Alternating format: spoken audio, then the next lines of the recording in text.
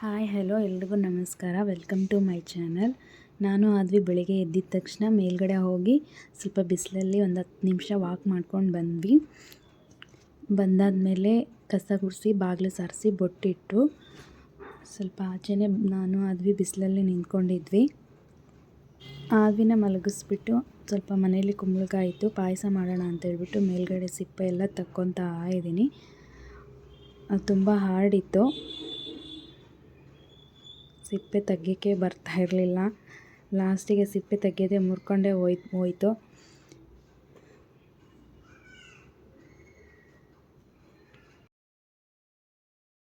ಇನ್ನದು ಮುರಿದೋಯ್ತು ಅಂತ ಹೇಳಿ ಚಾಕುಲೇ ತೆಗಿಯೋಣ ಅಂತ ತೆಗಿತಾ ಇದ್ದೀನಿ. ತೆಗೆದ್ಬಿಟ್ಟು ಸಣ್ಣ ಸಣ್ಣ ಪೀಸಾಗಿ ಕಟ್ ಮಾಡಿಕೊಂಡು ಒಂದು ಪಾತ್ರೆಯಲ್ಲಿ ಹಾಕಿ ಸ್ವಲ್ಪ ನೀರು ಹಾಕಿ ಒಂದು 10 ನಿಮಿಷ ಬಿಟ್ಟೆ.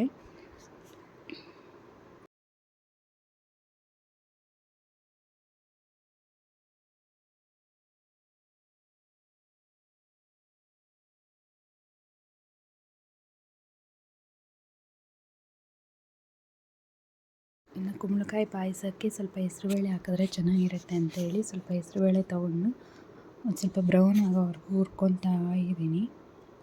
ಹಾಗೆ ಸ್ವಲ್ಪ ಕಡಲೆಬೀಜ, ಹುರಿದಿರೋ ಕಡಲೆಬೀಜನ ಪೌಡರ್ ಮಾಡಿಕೊಂಡೆ.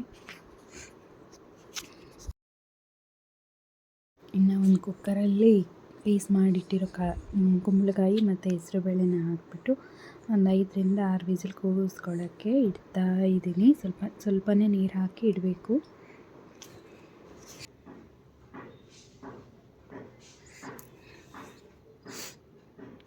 ಇನ್ನು ಕುಂಬಳಕಾಯ್ದು ಹೆಸರುಬೇಳೆದೆಲ್ಲ ಬೆಂದ್ಬಿಟ್ಟಿತ್ತು, ಅದನ್ನು ನೀಟಾಗಿ ಸ್ಮ್ಯಾಶ್ ಮಾಡ್ಕೊತಾ ಇದ್ದೀನಿ.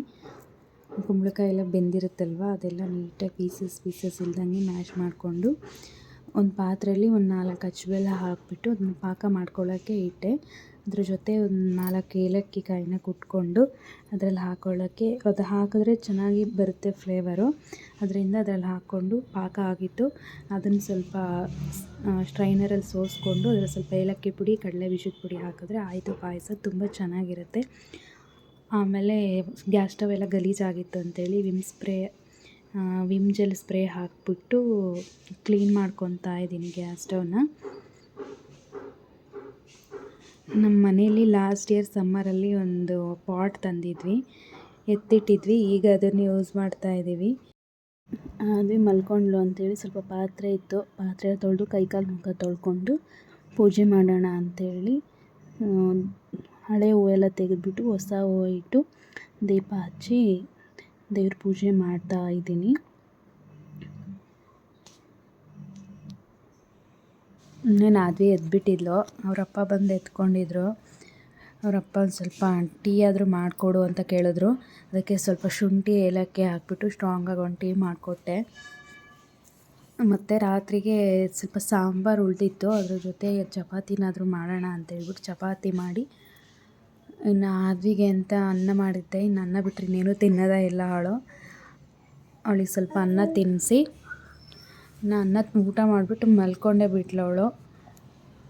ಇನ್ನು ಆಲ್ಮೋಸ್ಟ್ ಅಲ್ಲೇ ಟೈಮ್ ಆಗ್ತಾಯಿತ್ತು. ನಾವು ಊಟ ಮಾಡಿಬಿಟ್ಟು ಸ್ವಲ್ಪ ಆದ್ವಿದು ನೀರಿನ ಬಾಟ್ಲು ಮತ್ತು ಬನಾನಾ ತಿನ್ನೋದು ಎಲ್ಲ ಇತ್ತು, ಅದನ್ನು ಸ್ವಲ್ಪ ಬಿಸಿನೀರಲ್ಲಿ ಹಾಕಿ ಕುದಿಸಿಟ್ಟು ಇನ್ನು ಅಡುಗೆ ಮನೆ ಎಲ್ಲ ಕ್ಲೀನ್ ಮಾಡಿ ಪಾತ್ರೆ ತೊಳೆದಿಟ್ಟು ಇನ್ನು ಕೊನೆಯದಾಗಿ ಫಿಶ್ಶಿಗೆ ಫುಡ್ ಹಾಕೋದೇ ಮರ್ತೋಗಿತ್ತು ಇವತ್ತು. ಫಿಶ್ಶಿಗೆ ಫುಡ್ ಹಾಕ್ಬಿಟ್ಟು ಮಲ್ಕೊಂಡೆ. ಇದಾಗಿತ್ತು ಇವತ್ತಿನ ವೀಡಿಯೋ. ಇಷ್ಟ ಆದರೆ ಲೈಕ್ ಮಾಡಿ, ಶೇರ್ ಮಾಡಿ, ಸಬ್ಸ್ಕ್ರೈಬ್ ಮಾಡಿ. Thank you.